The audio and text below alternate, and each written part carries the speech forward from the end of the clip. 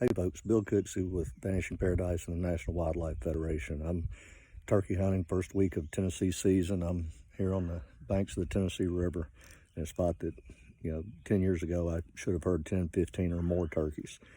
This morning I heard one, and there are a few more around here, but nothing like what we had a decade ago, especially 15 to 20 years ago.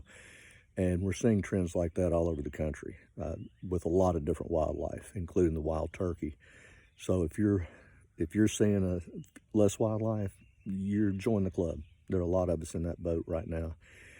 And a lot of state agencies and different organizations are doing a lot of work to try to figure it out, including NWF Outdoors, who just released a great report on habitat loss around the country, they do it by game. So whatever, if you like elk, rabbits, squirrels, quail, turkeys, waterfowl, they get really in depth. So that's something to check out on NWF Outdoors.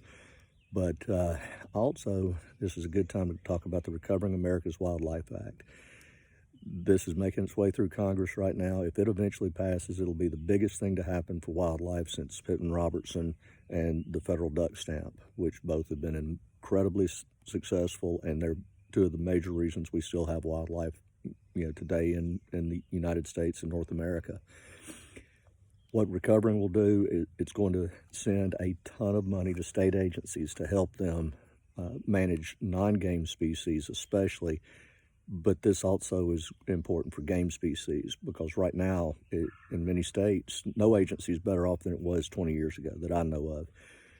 And they're managing both non-game and game. Well, this is going to send some money back to take care of both, because when you restore a wetland for songbirds, you're restoring it for waterfowl. When you restore upland habitat, whether it's for plants or for songbirds or other mammals that are threatened, it's going to help turkeys and quail and squirrels and rabbits and all the things that we as sportsmen really enjoy.